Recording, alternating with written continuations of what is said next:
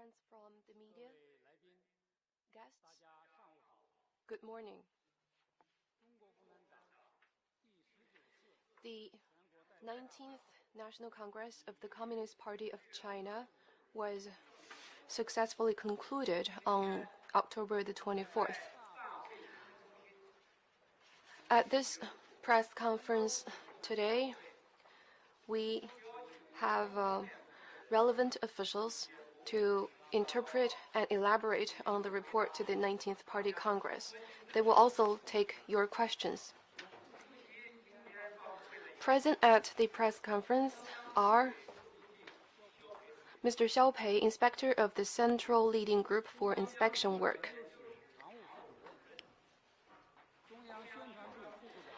Mr. Wang Xiaohui, Vice Minister of the Publicity Department of CPC Central Committee and Executive Deputy Director of the Policy Research Office of the CPC Central Committee, Mr. Leng Rong, Director of the CPC Central Committee Party Literature Research Office, Mr. Yuan Shuhong, Secretary of the Party Leadership Group and Deputy Director of the Legislative Affairs Office of the State Council, Mr. Yang Weimin, Deputy Director of the Office of the Central Leading Group on Financial and Economic Affairs, and Mr. Jiang Jinquan, Chief Inspector of the Inspector's Office of the Central Commission for Discipline Inspection at SASAC and member of the SASAC Party Committee.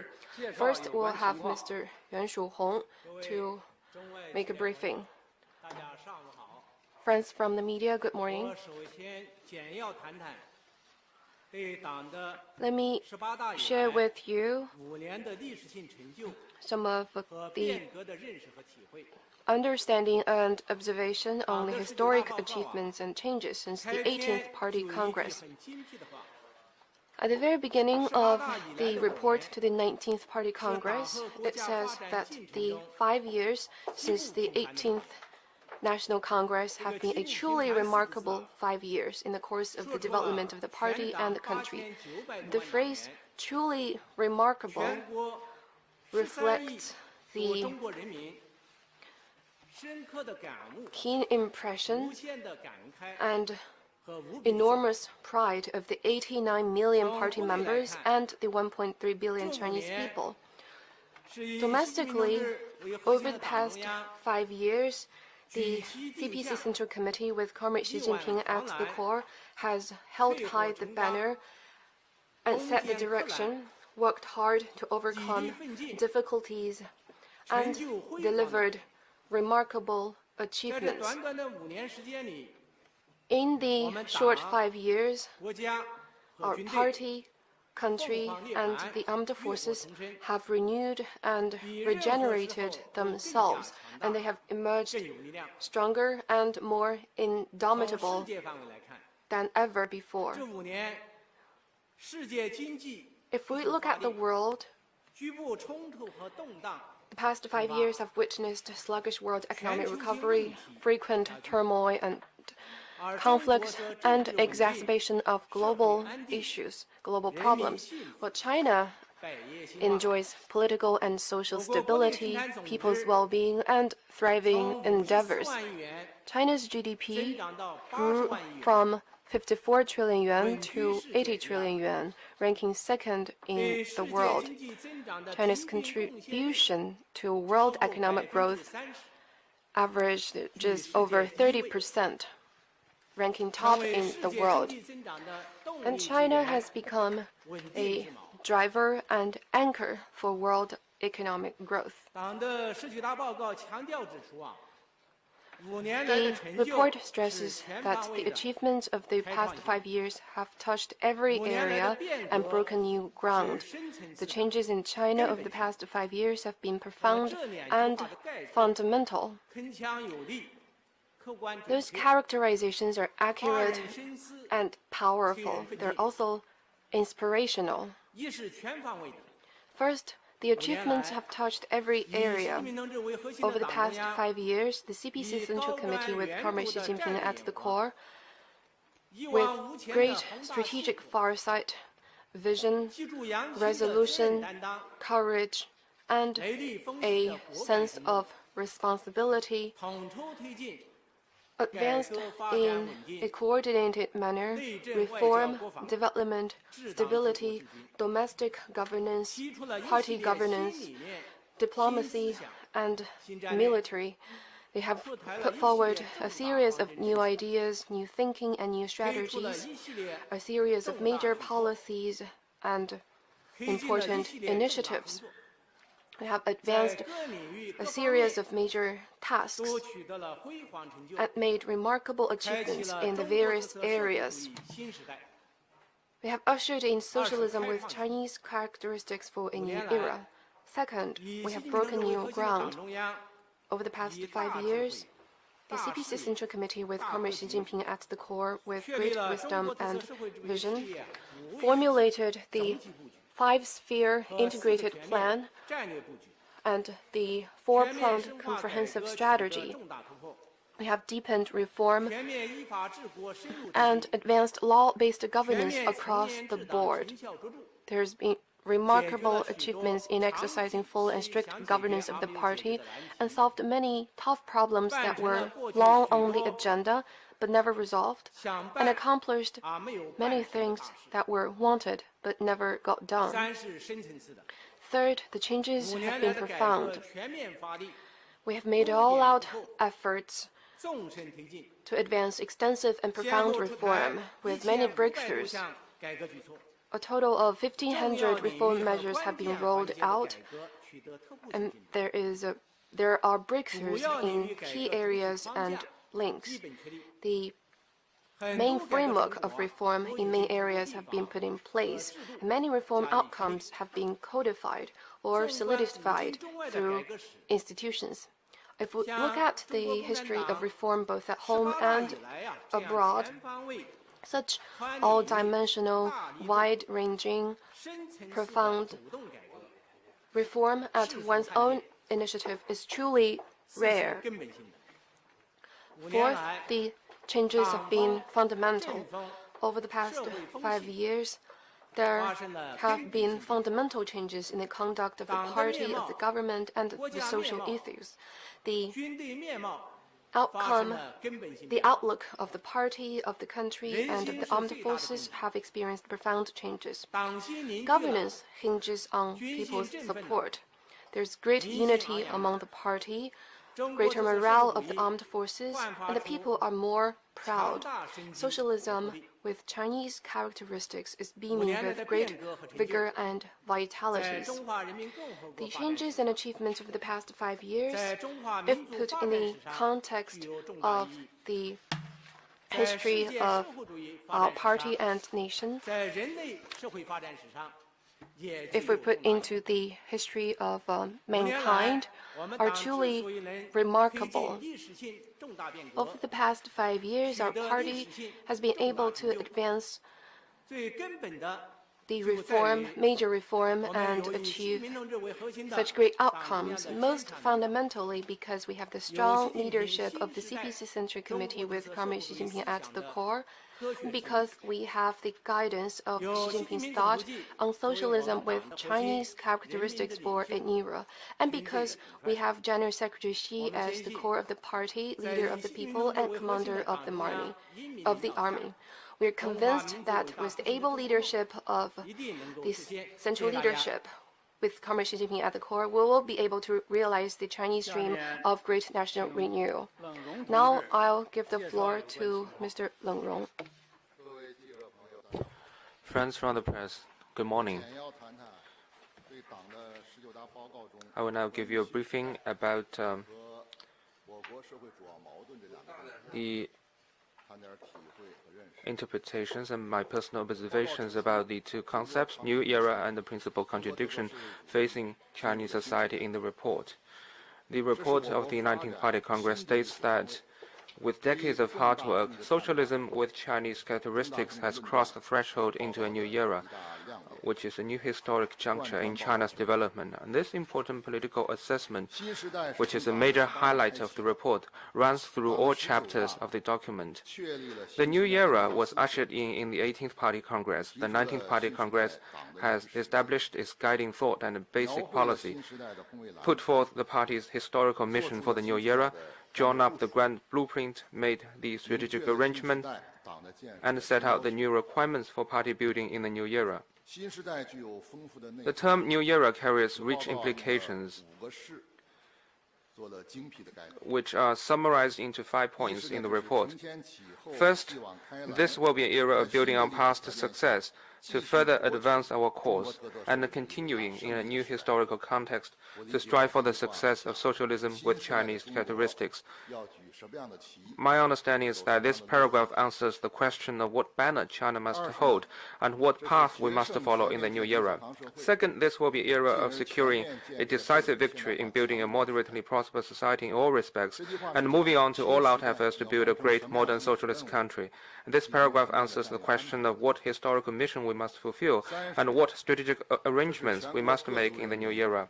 Third, this will be an era for the Chinese people of all ethnic groups to work together and create a better life for themselves and ultimately achieve common prosperity for everyone.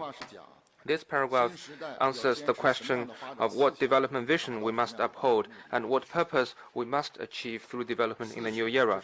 Fourth, this will be an era for all of us, the sons and daughters of the Chinese nation, to strive with one heart to realize the Chinese dream of national rejuvenation. This paragraph answers the question of what state of mind we need and what grand objective we must accomplish in the new era. Fifth, this will be an era that sees China moving closer to center stage and making greater contributions to mankind. Well, this paragraph answers the question of what China's position in the world is and what contribution it makes to the human society in the new era. The new era of socialism with Chinese characteristics carries tremendous importance. The Chinese nation has achieved a great leap forward, which is summarized in 3 points in the report. As socialism with Chinese characteristics enters a new era, the principal contradiction facing Chinese society has evolved. What we now face is the contradiction between unbalanced and inadequate development and the people's ever-growing needs for a better life. This assessment is based on solid grounds. The concept of principal contradiction facing Chinese society was first introduced during the 8th Party Congress in 1956. After the launch of reform and opening up, it was summarized as the contradiction between people's ever-growing material and cultural needs and backward social production. Well, today, more than 60 years after the 8th Party Congress and nearly 4 decades after the beginning of reform and opening up, the principal contradiction facing Chinese society has evolved in both people's needs and social production. In terms of people's needs, as we will soon complete the building of a moderately prosperous society in all respects, the needs of the people for a better life are getting increasingly diverse and broad-based. Material and cultural needs alone can no longer reflect the changing needs of the people. In terms of social production, China's overall productive forces have significantly improved, and China leads the world in many areas of production capacity. The expression of backward social production is no longer consistent with China's reality. From material and cultural needs to the needs for a better life, and from backward social production to unbalanced and inadequate development, the changes in concepts have reflected the tremendous progress of the Chinese society, the development needs in the current stage, and the key requirements for advancing the course of the party and the country. While economic development will remain our central task, more emphasis will be placed on pursuing all-round development in the new era. The evolution of the principal contradiction facing Chinese society represents a historic shift that will affect the whole landscape and create many new demands for the work of the party and the country. We need to fully understand this. At the same time, we must recognize that the evolution of the principal contradiction facing Chinese society does not change our assessment that China is still in the primary stage of socialism. Thank you. And I'll give the floor to Mr. Wang Xiaohui. Friends from the press, good morning. Just now, Director Yuan Shuhong said, since the 18th Party Congress, we have made a lot of historic achievements. I think one of the greatest achievements is that the Xi Jinping thought on socialism with Chinese characteristics for a new era has been initiated, which is a result of tireless exploration by our party. The report of the 19th Party Congress and the amendments to the party constitution adopted at the 19th Party Congress have established the thought as a guide to action for the party. This is a major highlight and historic contribution of the 19th Party Congress. I want to stress the following 4 points. First, all theories belong to their times. Only by putting the theory in a historical context can we understand the value and the significance of the theory. Socialism with Chinese characteristics has entered a new era. This is the new historical context of China's development and also the historical background of the Xi Jinping thought on socialism with Chinese characteristics for a new era. It is for this reason that we call it Xi Jinping thought on socialism with Chinese characteristics for a new era. In other words, it is the profound changes in domestic and international situations and the rapid progress made in all areas of our endeavors in the new era that have given birth to Xi Jinping thought on socialism with Chinese characteristics for a new era. This thought has creatively answered the new questions that have emerged in our practice and in our era. That is, what kind of socialism with Chinese characteristics we need to develop and uphold in the new era, and how to do it. There is actually a clear logical link between the era we live in, the practice we make, and the theory that has been proposed. The new era raises a new question. The new question calls for a new theory, and the new theory provides guide for our new practice. Second, upholding and developing socialism with Chinese characteristics is the salient feature of all the theories and practices of a party since the beginning of reform and opening up, and also the salient feature of the Xi Jinping thought on socialism with Chinese characteristics for a new era. All the explorations made by the party in theory and practice since reform and opening up have been conducted around this theme. The thought answers the question of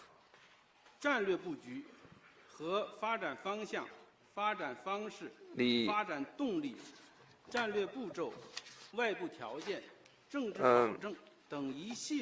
overarching objectives, tasks, plan and strategy for upholding and developing socialism with Chinese characteristics in the new era, the direction, model and driving force of development, and the strategic steps and political guarantees.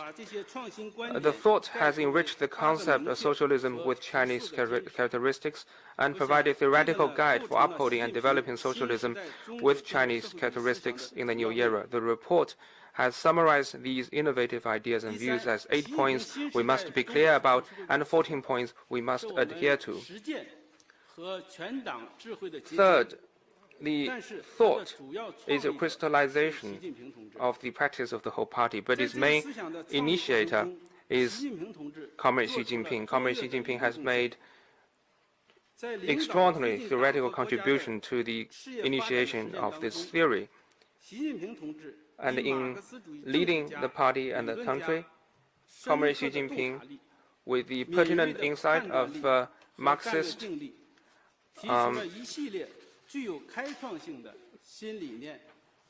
clear sense of mission and a strong commitment, has put forward a range of new ideas, new strategies and new visions. And he has made critical contribution to the initiation of this theory, of this thought. And also, I think the Xi Jinping thought on socialism with Chinese characteristics for a new era has made the following historic contributions. First, it has opened a new ground for Marxism and achieved another leap forward in the combination of the basic principles of Marxism with the actual conditions of China. Second, it has opened a new ground for socialism with Chinese characteristics and reviewed the essential features, laws, and pathways for developing socialism with Chinese characteristics for the new era. Third, it has opened a new ground for state governance. Under the guide of this thought, the party has rallied the people of the country in promoting a historical transformation in the cause of the party and the country. Fourth, it has opened a new ground for self-supervision and self-governance of the party. Following this thought, the party has strengthened self-governance in all respects with firm determination and unprecedented intensity, bringing about a profound shift from loose discipline to tight regulations. I believe as time passes by, the theoretical importance of the thought will be fully reviewed. Thank you. Now I'll give the floor to Mr. Yang Weimin. Ladies and gentlemen, friends from the media, good morning. It's my great pleasure to meet with you again. Let me share with you the understanding of the new objectives. To formulate development strategies based on development stage and have hard work for one generation after another is an important piece of experience of our party's governance. The period between the 19th and 20th National Congress is the period in which the time frames of the two centenary goals converge. So the 19th Party Congress has identified the priorities in achieving the first centenary goal. It has also made strategic plans for achieving the second centenary goal. First, the Congress identified the priority of securing a decisive victory in building a moderately prosperous society. In the next 3 years, we will achieve that goal, and the next 3 years will see a decisive victory of our work on this front. We need to take tough steps to forestall and defuse major risks, carry out targeted poverty alleviation, and prevent and control pollution, which represent the bottom line or important hallmarks of finishing the building of a moderately prosperous society.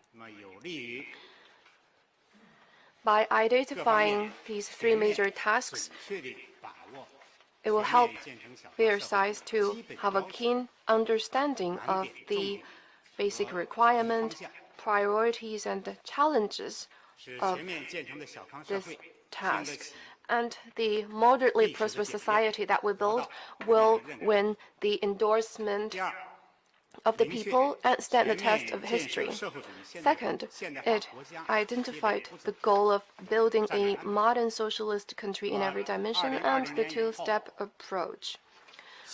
After 2020, the theme of socialism with Chinese characteristics for the new era will be building a modern socialist country in every dimension. So the first part of the four-pronged comprehensive strategy will be to build a modern socialist country in every dimension.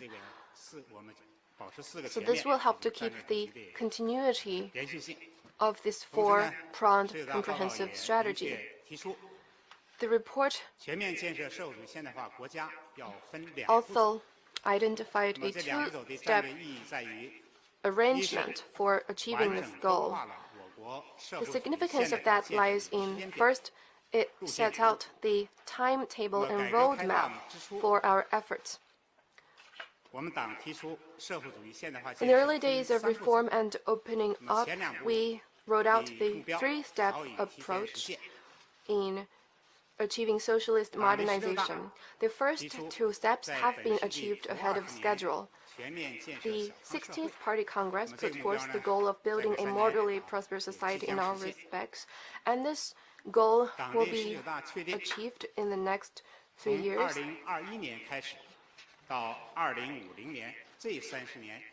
So from 2021 to 2050, we'll see a two-stage plan. With that, we'll have a complete timetable and roadmap for socialist modernization drive after reform and opening up. So the first stage starts from the early days of reform and opening up to 1990. The work was to ensure people's basic needs are met. The second stage, from 1991 to 2000, the focus was to make sure people's lives are generally decent. The third stage, from 2001 to 2020, the focus was to finish building a moderately prosperous society. And the fourth stage, from 2021 to 2035, will basically realize socialist modernization. And the last stage, from 2036 to 2050, we will develop China into a great modern socialist country that is prosperous, strong, democratic, culturally advanced, harmonious, and beautiful. So we have a complete 5-stage plan. Second, it moved the goal of achieving socialist modernization 15 years ahead. In the past, the goal was by the mid of this century, and the 19th National Congress put forth that we will achieve that goal by 2035, 15 years before that previous goal. This shows that, on the one hand, the achievements have gone far beyond of our expectations. It also shows that we have huge potential in future development, and the trend has not changed. We have confidence in achieving that goal by 2035. It will also mobilize the whole nation to work hard towards that goal. Third, the characterization for the second centenary goal is more complete. So the original goal was that when the People's Republic celebrates its centenary, we'll build a modern socialist country that is prosperous, strong, democratic, harmonious, and culturally advanced. In the report of the 19th Party Congress, there are two minor changes. First, it added the adjective beautiful.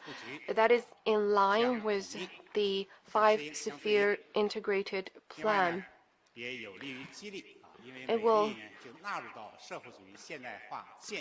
This is important part of our efforts. Another change is that we have changed the country to a great country that has enhanced the requirement for achieving the second centenary goal. Fourth, there is no longer the goal of doubling our GDP. In the two-step approach, there is no such a goal. The main contradiction of the Chinese society has evolved. The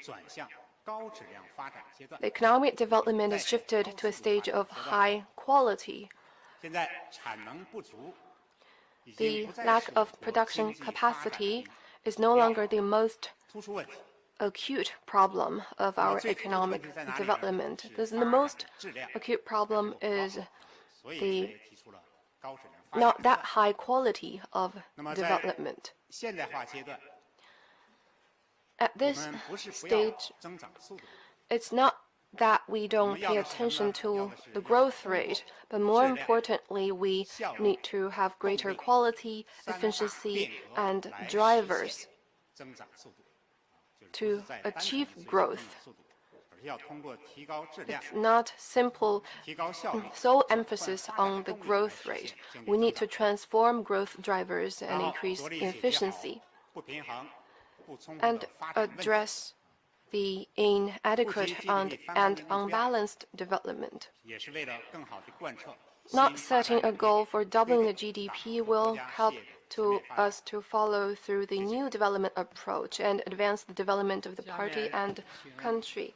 Now I'll give the floor to Mr. Jiang Jinquan.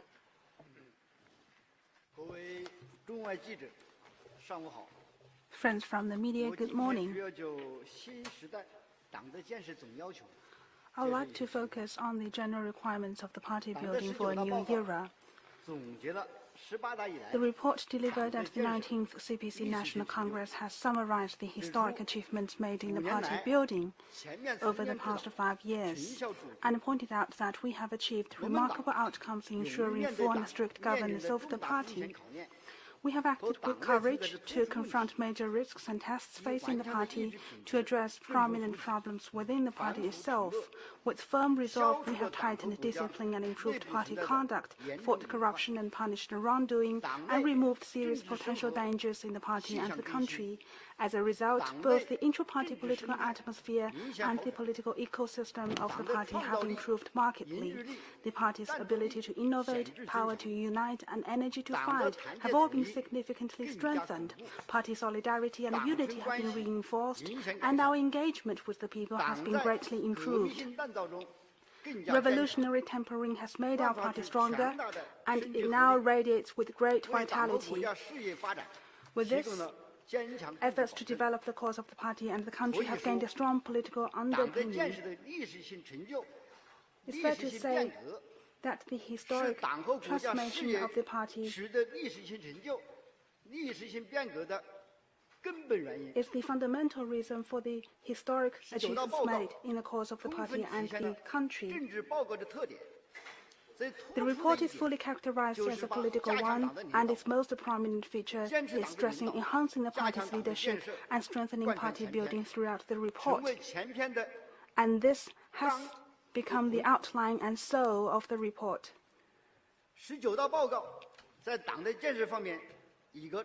A major contribution of the report in the party building is that in light of the new requirements for a new era, the understanding of the laws on party building has been deepened, and general requirements for party building in the new era have been put forward. The general requirements include 6 aspects. First, we take upholding and strengthening overall party leadership as the principle, ensure that party exercises effective self-supervision and practices self-governance in every aspect, take strengthening the party's long-term governance capacity and its advanced nature and purity as the main thrust, guided by enhancing the party's political building, makes all-round efforts to see the party's political building enhanced, theory strengthened, organizations consolidated, conduct improved, and discipline enforced, with institution building incorporated into every aspect of party building. Step up efforts to combat corruption, meet the requirements of improving the efficacy of party building, and fulfill the goal of building the party into a vibrant Marxist governing party that is always at the forefront of the times, enjoys the wholehearted support of the party, has the courage to reform itself, and is able to withstand all tests. This has provided a clear direction for party building in the new era.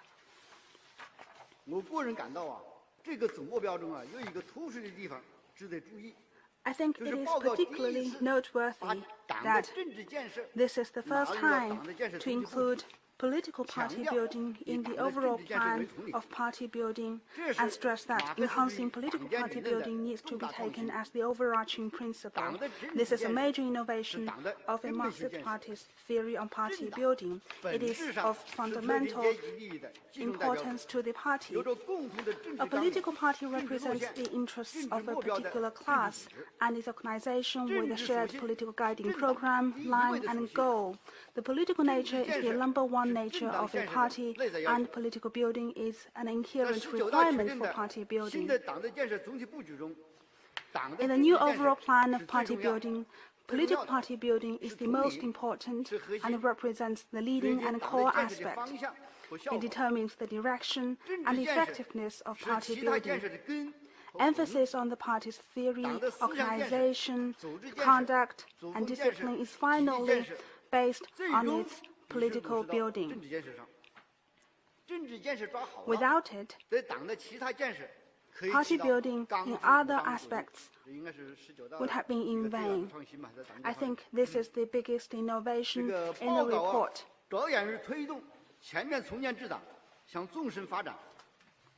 To ensure strict party self-governance, the report has set out 8 key tasks. In the interest of time, I will only list 2 of them. First, putting political party building first. And I have briefed the significance of this aspect. The report has laid out 4 tasks. The primary task of political party building is to ensure that the whole party upholds the authority and centralize the unified leadership of the Central Committee. Second, ensure that intra-party political activities are carried out in earnest. Party members must act in strict accordance with the Code of Conduct for intra-party political life under new circumstances. Improve and implement the systems of democratic centralism and earnestly carry out criticism and self-criticism. Third, develop a positive and healthy intra-party political culture and foster values such as loyalty, honesty, impartiality, a realistic approach, and integrity. These words are values of communists of China. Fourth, strengthen party consciousness. All party members, especially senior officials, need to raise their political awareness and political ability. I believe these 4 tasks constitute the basic content of political party building. It's fair to say that they are the framework of political party building for a new era. This is my understanding. Second, arming the whole party with Xi Jinping thought on socialism with Chinese characteristics for a new era. As arranged by the 19th Party Congress, we will launch a campaign on the theme of staying true to our founding mission among all party members, especially officials at and above the county and director level. This is actually to ensure that all party members will study and implement Xi Jinping thought on socialism with Chinese characteristics for a new era. The purpose is that all party members will arm themselves with this thought and guide their work with the important thought. Now I would like to give the floor to Mr. Xiaopei. Comrades, friends, good morning. I wish to share with you my thoughts of studying part 13 of the report to the 19th Party Congress, exercising strict governance over the party and improving the party's ability to govern and lead. The report to the 19th Party Congress has 32,000 words, and part 13 has over 4,100 words, taking up more than 1/8 of the total report, from which you can tell how much weight this part carries. This part has a preface and lays out 8 tasks, each of which represents a solemn commitment made by our party to the people on exercising strict self-governance of the party.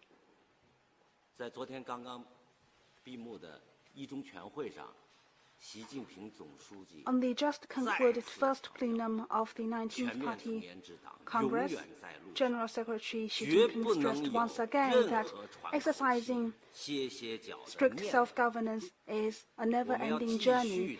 We must have no let-up in doing so, and we must eliminate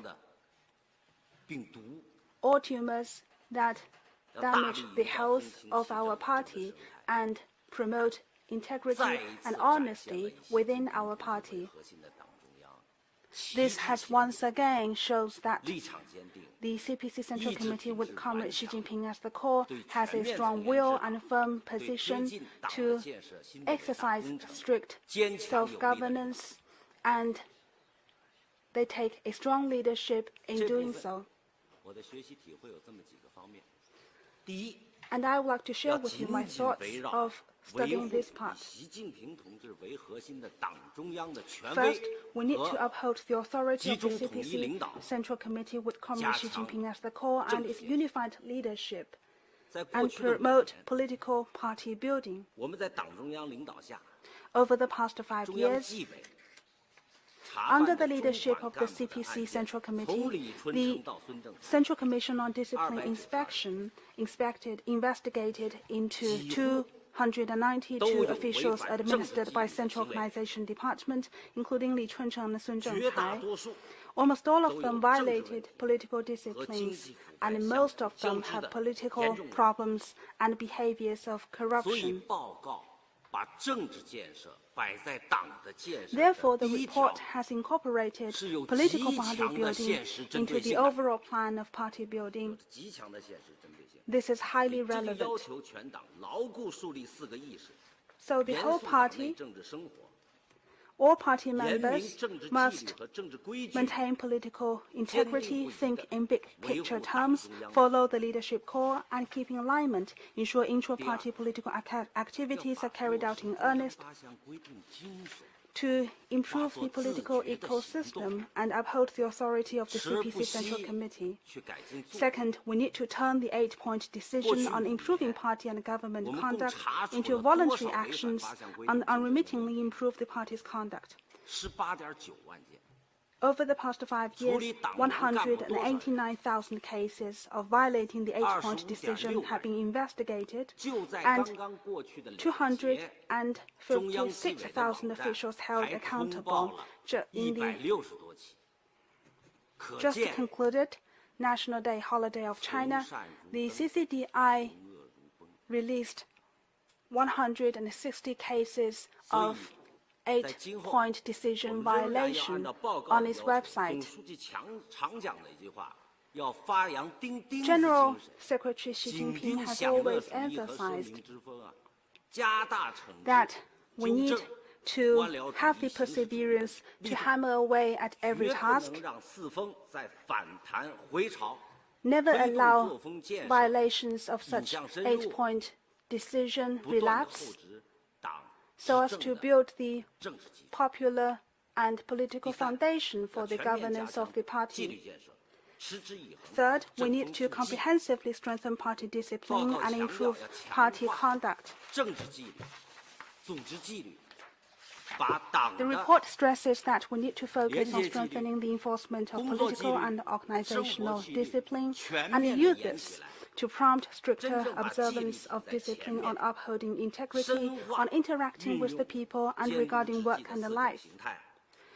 We need to give top priority to ensuring compliance with party discipline, conduct 4 forms of oversight over discipline compliance, so that party officials will strengthen their political, disciplinary, and moral focus and be impervious to corruption. Fourth, we need to remain as firm as a rock in our resolve and secure a sweeping victory in the fight against corruption.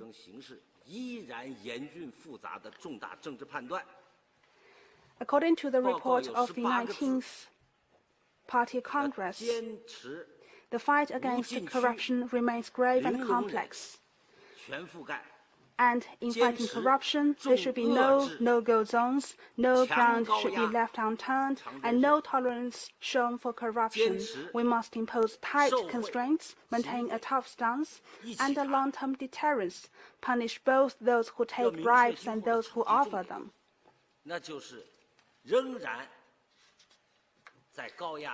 For those senior officials who are in important positions and may still be promoted, if they do not show any restraint, even when the people have made strong opinions against them, then They must be investigated and held accountable. In particular, we must eliminate interest groups with intertwined political problems and corruption to strengthen deterrence, so that exercising strict self-governance can be put to the primary level. Just to think about how many direct-level officials have been investigated. Actually, we have investigated and give punishment to 63 direct-level officials and 246,000 county and township-level officials, including 278,000 village-level officials. All our work is to let the ordinary people feel our firm resolve to fight corruption.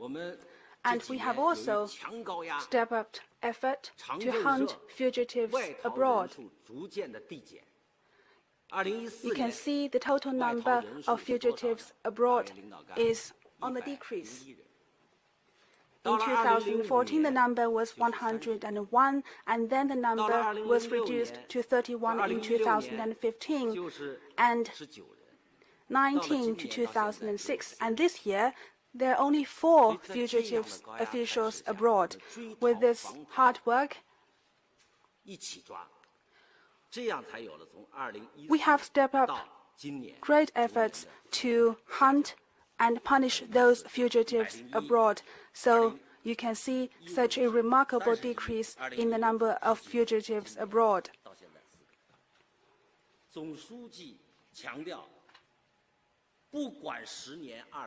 General Secretary Xi has emphasized, as long as there's one fugitive abroad, our campaign, our efforts will never stop.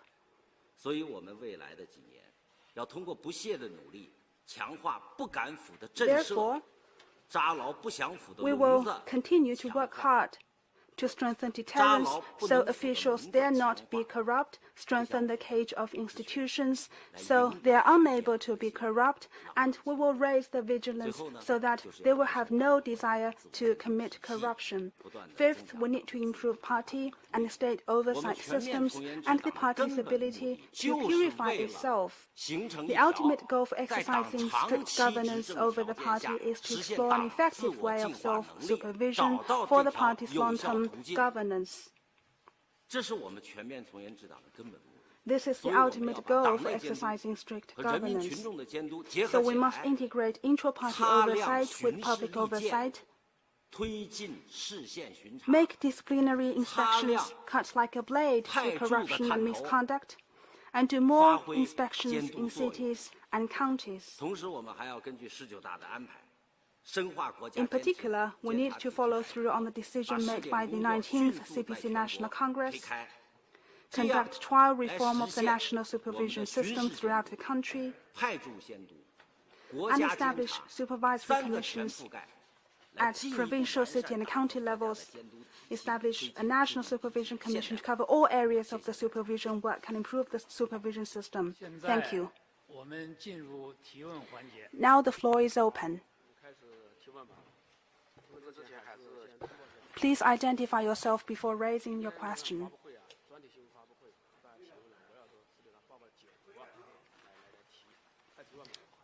Please focus on the interpretation of the report.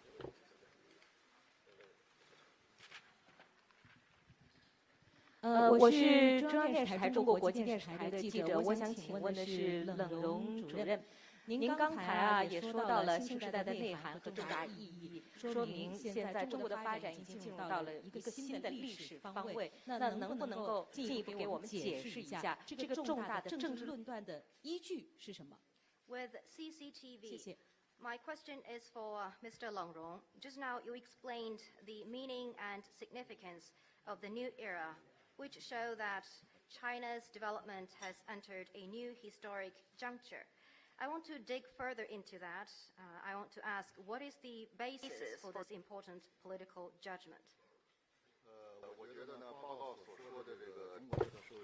I think the report reference to the point that socialism with Chinese characteristics has entered a new era. This can be understood from 6 angles. First, new starting point, a new stage. Since the 18th Party Congress, building on the basis of long-term and hard efforts, China has achieved major progress in development. The look of the party and the country has undergone historic transformation. Therefore, China is now at a new historic starting point for development, and socialism with Chinese characteristics has also entered a new stage. Second, the update in the guiding thought of the party. Since the 18th Party Congress, the party has achieved the latest outcome in adapting Marxism to the Chinese context, which has a clear mark of the times. That is the Xi Jinping thought on socialism with Chinese characteristics for a new era.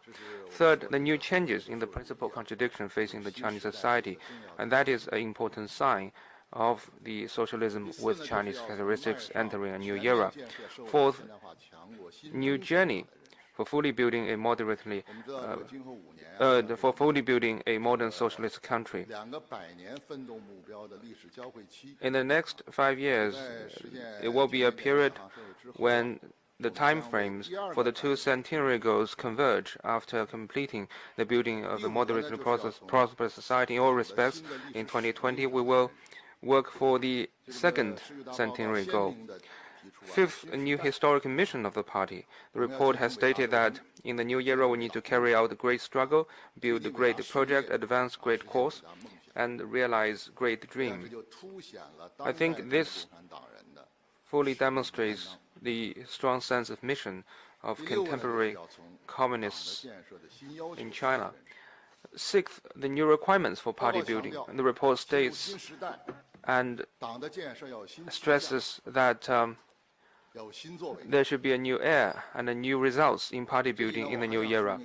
And also want to stress that the term new era referred to in the report means the new era for socialism with Chinese characteristics, and this is in relation to the development of the course of the party and the country. And this is the very perspective we need to take in understanding the concept new era. Thank you. 左区第5排，第2位，对，第5排，对。谢谢主持人。日本经济新闻社的记者，我想提问的是经济方面的。习主席在19大报告中指出，中国经济已由高速增长阶段转向高质量发展阶段。这是否意味着今后将不再追求高增长？增长率的具体目标是大概多少？还有一个问题，中国特色消费主义已经进入新时代，在此背景下，市场机制和国有企业将各自发挥哪些作用？谢谢。 这个问题是不是请杨主任？ Well, with Nikkei News, my question is about China's economy. In the report, President Xi said that China's economy has been transitioning from a phase of rapid growth to a stage of high-quality development. Does that mean that going forward, high growth rate will not be a priority for China's economy? And what will be the approximate growth rate for the economy going forward? And secondly, the socialism with Chinese characteristics has entered a new era. In this context, what will be the respective roles of market mechanisms and state-owned enterprises? Thank you. 这个问题，我来做回答。 Let me answer your question. 其实不是这个19大以后我们不追求。 Well, it's not that after the 19th Party Congress we don't pursue high-speed growth. Since the 18th Party Congress, the high-speed growth is not the sole priority. has not been the sole priority. Over the past 5 years, the General Secretary has made a major assessment that the Chinese economy has entered a new normal, and its feature, first and foremost, is that it has shifted gears from high-speed growth to a medium-high growth rate. So in setting the targets, there was no one above 7.5%.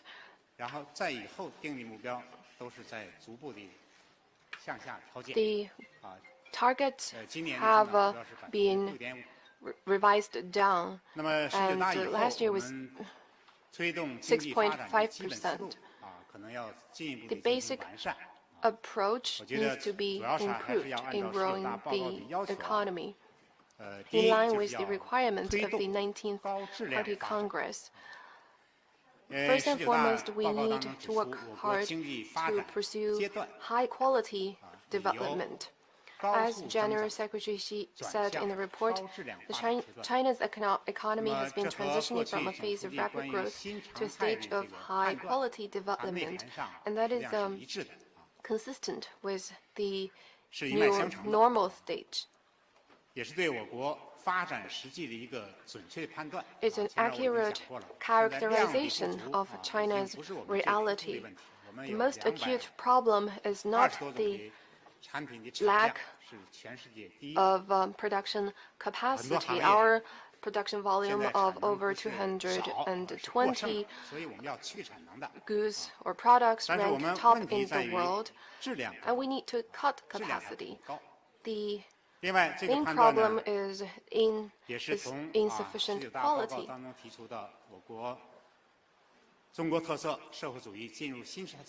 Now, in keeping with the assessment that the socialism with Chinese features has entered a new era, and there is evolving of the main contradiction facing Chinese society.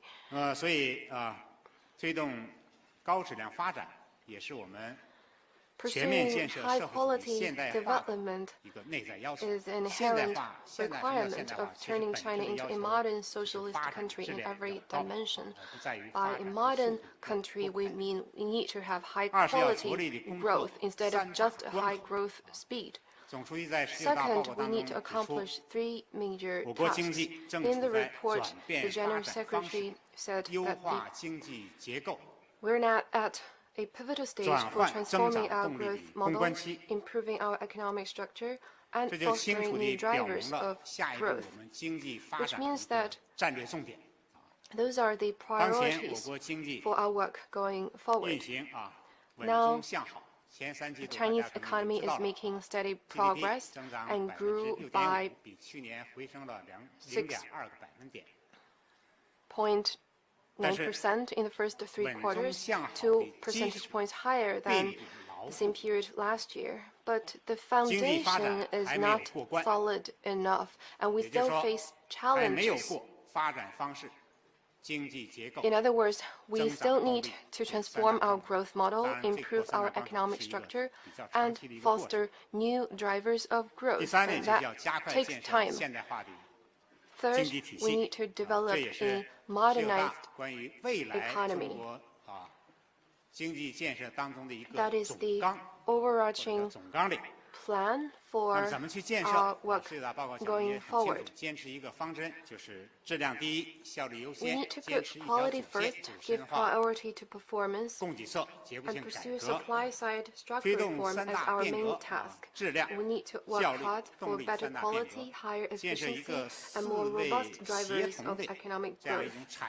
And we need to promote coordinated development of the real economy with technological innovation, modern finance, and human resources.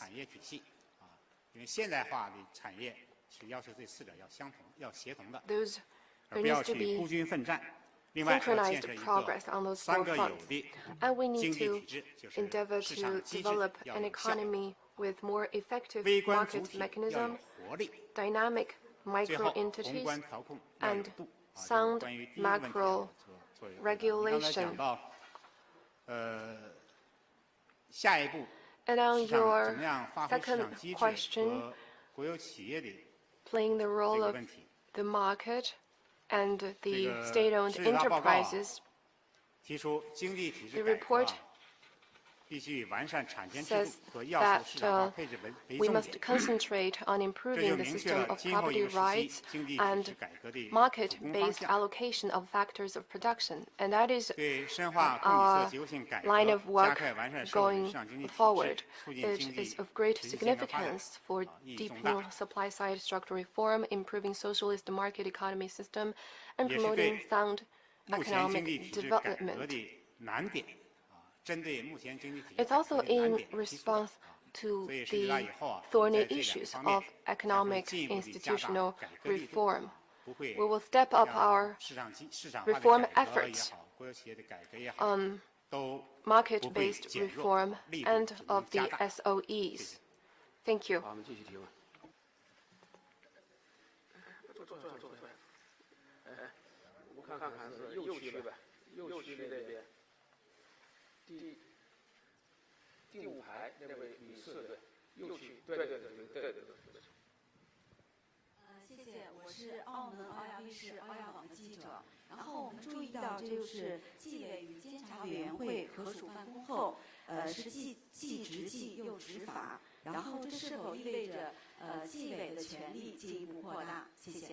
With MATV, we have noticed that the Discipline Inspection Commissions and Supervisory Commissions will share offices and work together in the future, responsible for enforcing both the disciplines and the law.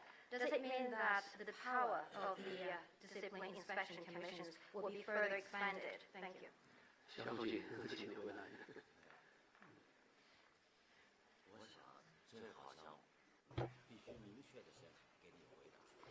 I'd like to give you a clear answer first. It does not mean the furthering of their powers. It does mean that they have greater responsibility in this area. So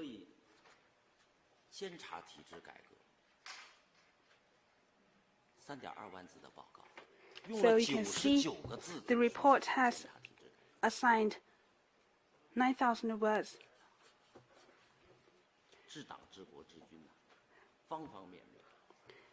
The report has assigned 99 words in the 30,000 word report in the reform of the national supervision system. The reform of the supervision system is a major political reform laid out by the CPC Central Committee with General Secretary Xi Jinping as the core. I think there are three key words. First, sharing offices and working together. In 1993, the CPC stated that the fight against the corruption was still severe. In April 2013, General Secretary Xi, when hearing about the report about the inspection work, said that the fight against the corruption was still serious and complex.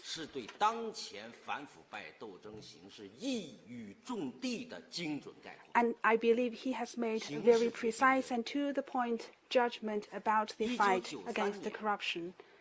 In 1993, the CPC Central Committee decided that the Central Commission on Discipline Inspection and the Ministry of Supervision share offices and worked together so as to concentrate the forces fighting corruption together. The CCDI is responsible for the disciplinary inspection and administrative supervision, these two functions, and answers to the CPC Central Committee. This is a decision made in 1993. And also, in light of the current situation, General Secretary Xi has pointed out in the report that the two agencies need to share office and work together. See, 24 years have passed. Practices and history have fully shown that the CPC Central Committee has made a wise and correct decision in sharing offices and working together. We must concentrate the forces fighting corruption instead of scattering those forces. This reform is to enhance the unified leadership of the party in fighting corruption, so that discipline enforcement and law enforcement will be coordinated and unified to both prevent corruption and enforce anti-corruption law, to unify the forces in enforcing disciplines and in enforcing laws. I believe they have made this organizational innovation to establish the National Supervision Commission, which is responsible for prevention and fighting corruption in China. This is an organizational and institutional innovation in fighting corruption in China. The second keyword I'd like to say is responsibilities and functions.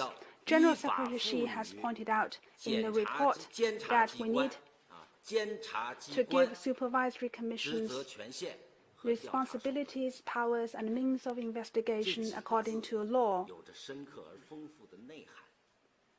These sentences have their particular meaning. We need to ensure that supervision covers everyone in the public sector who exercises public power.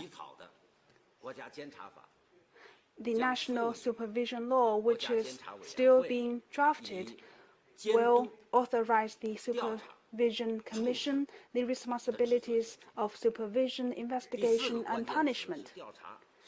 The third keyword is means of investigation. Last year, the NPC Standing Committee authorized Beijing, Shanxi, and Zhejiang to carry out pilot reforms of the supervision system network.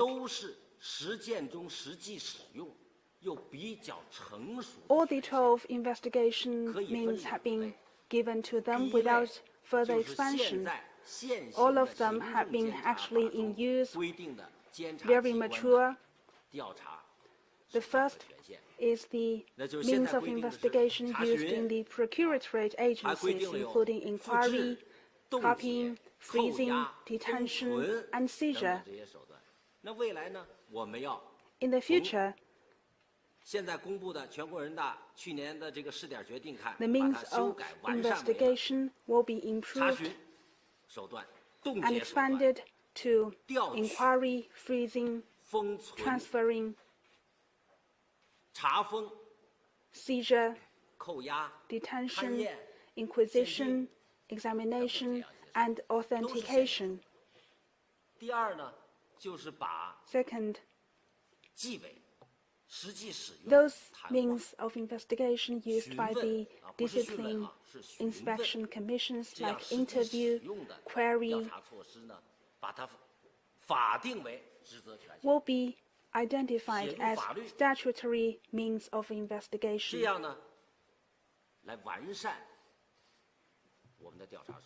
So as to further improve the means of investigation that we have now. As for technical investigation,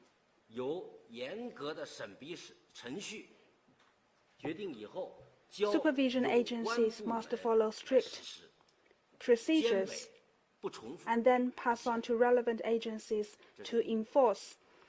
Supervision agencies will not have duplicate powers with them. Fourth, that is detention. The practice of 两归, or cooperating with questioning as a designated place and at a designated time, will be replaced by detention.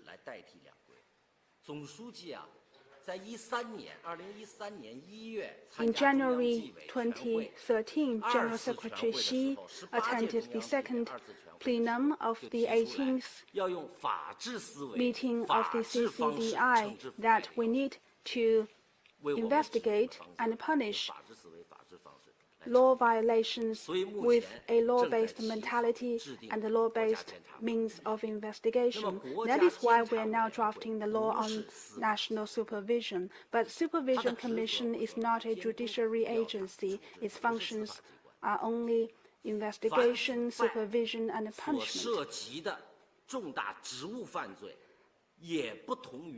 But the crimes conducted at their official posts are not equivalent to all kinds of criminal cases. So investigation should not be carried out in an equivalent way to criminal investigation.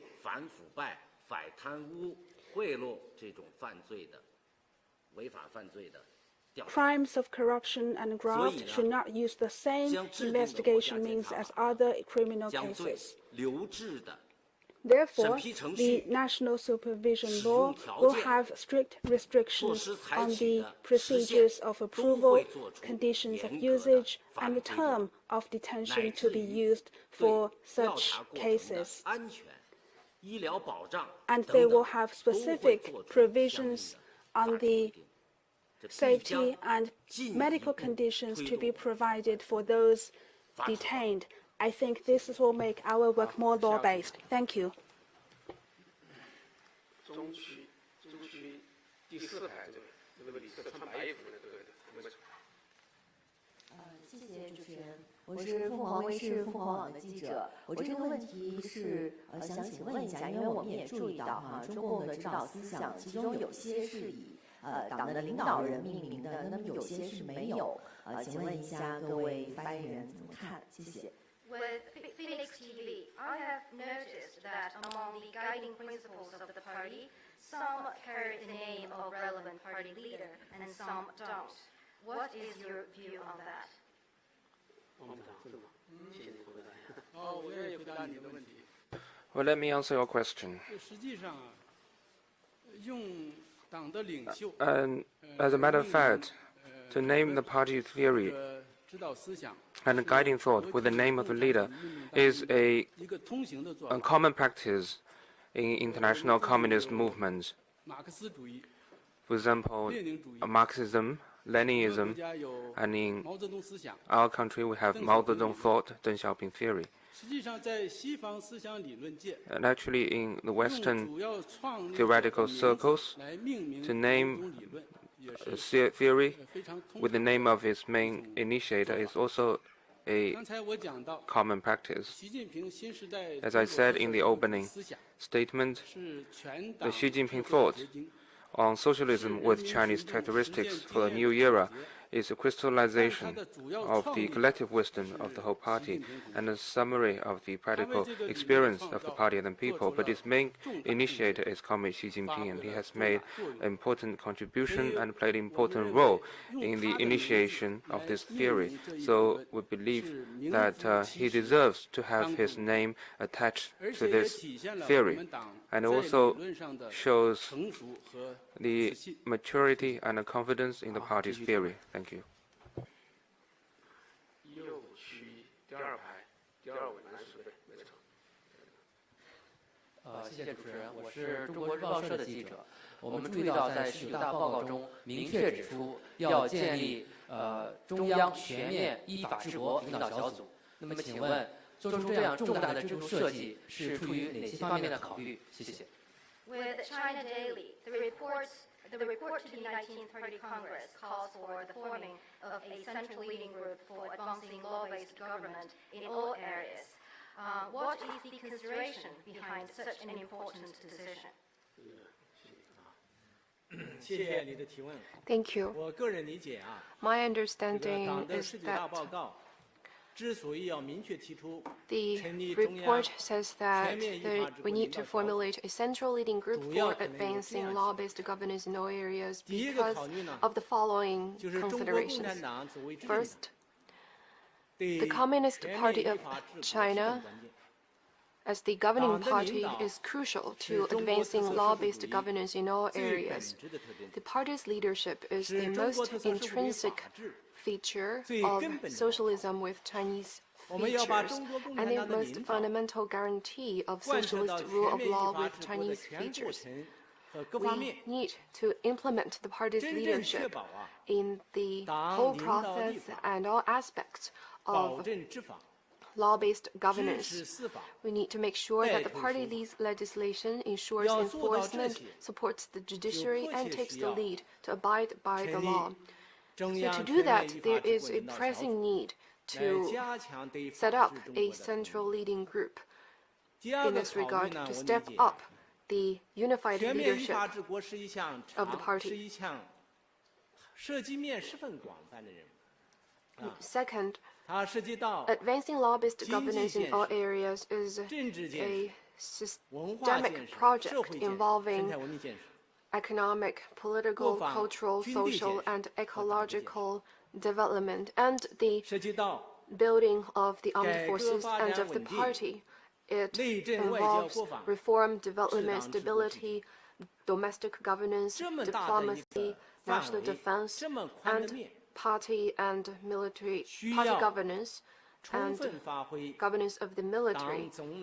To do that, we must play the party's central role in exercising overall leadership and coordinating various sides. Third, advancing law-based governance in all areas is a long-term, arduous, and complex task.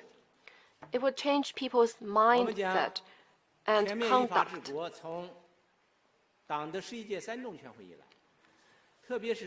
Since the 18th Party Congress, there have been remarkable achievements in this regard.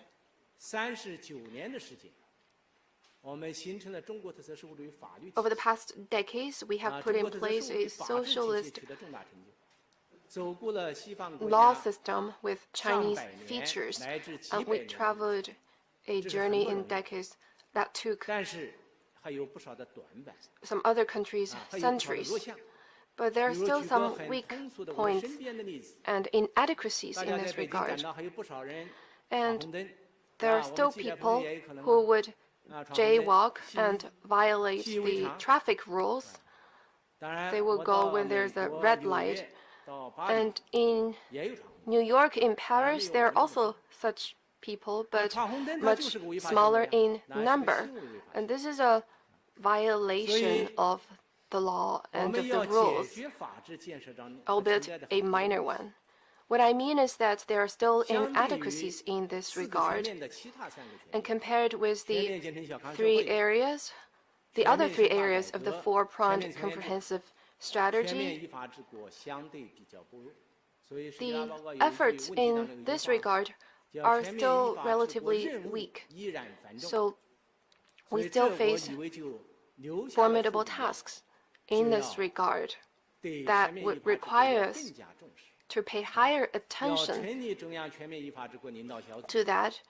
To do that, we need to set up such a leading group to step up top-level design and promote coordinated progress. And fourth, in the drafting of the report, we have solicited views of the central government agencies and localities. Many have suggested setting up such a central leading group for advancing law-based governance in all areas to step up unified leadership of our efforts in this regard. So those are the considerations behind this decision. Thank you.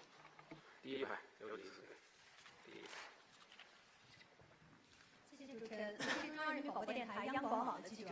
那我们注意到，很多干部现在都在关注19大报告中提出的建立干部激励机制和容错纠错机制，因为这样能够进一步提振干部队伍的士气。那么，想请发言人谈一谈对这一问题的看法。谢谢。With China National Radio, The report to the 19th Party Congress proposes to set up incentives mechanisms for officials and also mechanisms to allow for and correct errors by officials. Many officials have noticed this proposal, thinking that it will help boost the morale of officials. Could you elaborate on this? 请江主任回答这个问题。你这个问题提得很好。 You have raised a very good question. 提出要建立 In the report to the 19th Party Congress, it has been pointed out that we need to establish the mechanisms to allow for and address errors. 它就是总书记啊，一贯强调的 Actually, 要求的一个 this is to reaffirm the consistent requirements of General 提出 Secretary 要在 Xi. 报告中提出这个，就是要进一步解决啊干部啊当中存在的一些思想 And we aim to remove the misgivings of officials in their work in doing so. General Secretary Xi has stressed 和热 that 心地关心干部， we need to both exercise management over and give warm care to our officials. In addition to strict governance, we need to give them political incentives, working support, proper remuneration, and mental care to our 从而 officials, 充分的 so as to give free rein to the enthusiasm, initiative, and creativity 今天 of 之 the 所以提出 officials. 一个容错纠错机制问题，这是有一个来由的。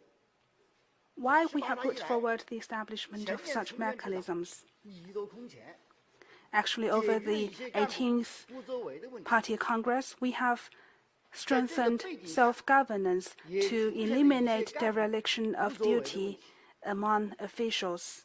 宁可不出事只要不出事 But then some officials 这个现象是 feel that they may possibly 那倒不一定，但是 do 现象是 less work so as to 建立 make 容错机制 fewer 这个机制啊 mistakes. 真是在这个问题下提出来的。 That is why we have 它的 put 目的 forward 呢 the 还是要 establishment 激发 of 广大 such 干部啊干 mechanisms 出创业 to 的精神 incentivize our 在这个方 officials. 面，习近平总书记啊已经提出了一个原则， Actually, General Secretary Xi has put forward 3 principles in such mechanisms. He has pointed out that we need to distinguish errors and 先 mistakes 行先试， done in promoting reform due to lack of experience 事故犯， from deliberate violations of disciplines and the laws. 把上级 We 上 need 述明 to 确的限制的一些探索 Distinguish 试验 errors and mistakes made in exploratory experiments on which there are no clear restrictions 然后呢， from, 他还依然我行我素， from willful and obstinate 违纪违法。 violations of laws and disciplines where clear prohibition is 推动 announced. 发展的无意的 And 落 we 实 need to distinguish 谋取私利的 unintentional 违纪违法 fault 行为 made to promote development from violations of laws and disciplines for private 习 interests. 近平总书记对这个思 Then 想 General Secretary Xi 特别是 has 在 further 共同会 expounded 第二 this 次开 thought 会议上 on 对 the 我们有进行了技术的 6th plenum of the 18th CPC Central Committee. I think General Secretary 为 Xi 公还是为私？ emphasized the 4 points in such mechanisms. First, whether officials are for public or for private interests. 第三个 Second, 是看 whether 你遵纪守 mistakes 法 are 带 made 来的 because 收 of 还 objective 是 or 违法乱纪 subjective reasons. Third, whether they can be tolerated by law and discipline or have violated 还是 them. 个人 Fourth, whether they are the result of collective decision-making 那我们党员干部就知 or 道该怎么干。 wanton individual behaviors. Then, 这是 with this criteria, we will know how to judge 容的是前一个方面， the mistakes and errors made by officials. Actually, only the first category can be allowed for and addressed. Those deliberate fault made will not be tolerated, and only faults made unintentionally will be tolerated. 这个错，这个地方的错啊，是理解为过失，要理解用这个。 Not 三个 intentional 点要搞清楚的 mistakes. 呢，是这个 Third, 容错后面还有一个纠错。 After 有错 tolerating the mistakes and errors, we need to take actions 有 to 了错误 redress 有了过失， the 可以 mistakes. 容，但是必须纠，是吧？要真心的认错、悔错。officials who have made the mistakes should be candid and frank in owning up to the mistakes that they have made and take active actions to address them. 党员干部要依规干事，干净干事。 In a word, officials need to follow the discipline and act with integrity. 干部的干事创业之间不是一 To 个 exercise strict self-governance and to be proactive in our work and not contradictory, they are in dialectical unity. 而是要针对 This is not to exercise undue caution in our work, but to fix the problem of dereliction of duty or malfeasance. Exercising strict governance should not be used as an excuse for dereliction of duty of some officials. 好，下个提问。 Thank you. 第三排这位外部记者的位 ，OK， 来这位这边。迪拜中安卫视 China TV 记者提问。我想提问的对象是冷荣先生。冷先生，您刚才提到，中国社会主要矛盾的变化没有改变对社会主义初级阶段的基本国情的判断。那么，究竟应该怎么样去理解社会主要矛盾的变化同社会主义初级阶段之间的关系？谢谢您。 With CATV, I have a question for Mr. Leng Rong. In your opening statement, you pointed out that the principal contradiction facing the Chinese society has evolved, but that does not change the assessment of the present stage of socialism in China, which is the primary stage of socialism.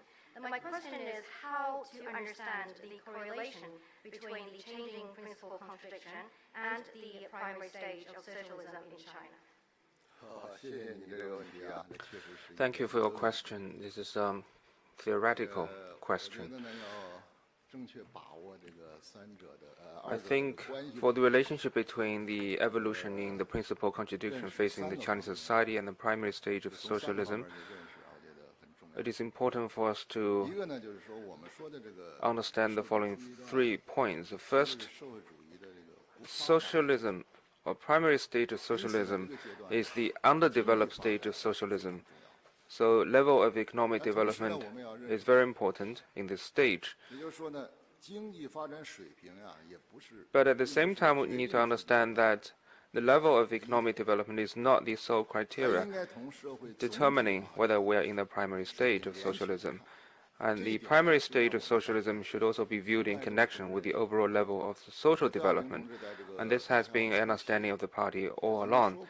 At the beginning of reform and opening up, Comrade Deng Xiaoping said that we need to stay committed to the central task of economic development, but economic development is not our sole task. And second, the primary stage of socialism is going to be a very long course of history. And over this long course of history, the principal contradiction facing the Chinese society will change with the progress of the Chinese society. Therefore, we need to have a good grasp of the ever-changing features of the country and address the problems and the contradictions in this ever-changing process. Thirdly, the evolution in the principal contradiction is a change that has taken place within the primary stage of socialism. It does not mean a change in this basic national condition of primary stage of socialism, and this is something we need to have a clear understanding. We need to stick to the theory of primary stage of socialism, stay committed to the central task of economic development, and at the same time pursue all-round development in all undertakings.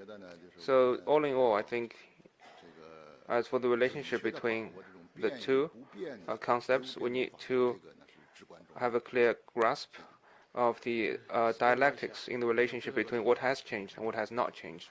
Last question. 第一排第3位。谢谢主持人，我是韩国金商新闻社记者。今年7月，习近平主席在省部级主要领导干部专题研讨班开班式的讲话中说，过去的5年是很不平凡的5年。19大上，习主席强调，过去的5年是极不平凡的5年。所以，能否介绍从很不平凡到极不平凡变化的原因？谢谢。With the Kyongyang Shinmun of the ROK, in July this year, when addressing provincial and ministerial officials, General Secretary Xi described the past 5 years as remarkable. At this 19th Party Congress, General Secretary Xi put it as truly remarkable. What has prompted the change? 我来回答这个问题。从你提出问题来讲，我非常佩服你。你确实是非常认真地研读。Let me answer this question. Indeed, you have studied very carefully the report, and that's why you can see this minute change. Like you said, 习总书记在2次讲话当中 in the 2 addresses, General Secretary Xi used two different adjectives to describe the changes of the past 5 years. In the discussion and the drafting of the report, many said that over the past 5 years, despite the challenges, risks, and problems within the party, we have worked hard to overcome those difficulties with the leadership of General Secretary Xi. We have solved many problems that were long on the agenda but never resolved, accomplished many things that were wanted but never got done. So they say that remarkable is not sufficient to reflect the changes. In the drafting of the report, we have many rounds of solicitation of ideas and views. And then the party, we had to solicit views twice, and each time thousands of suggestions or opinions have been put forward. At the 7th plenum of the 18th CPC Central Committee and the 19th Party Congress, we have had multiple revisions to the report. So there are revisions even after the report was delivered. In the drafting, we have leveraged the wisdom of the whole party through democratic consultation. Due to the limitation of time, we have come to the end of this press conference. I wish to thank the responsible officials for attending this press conference and thank the friends from the media and guests.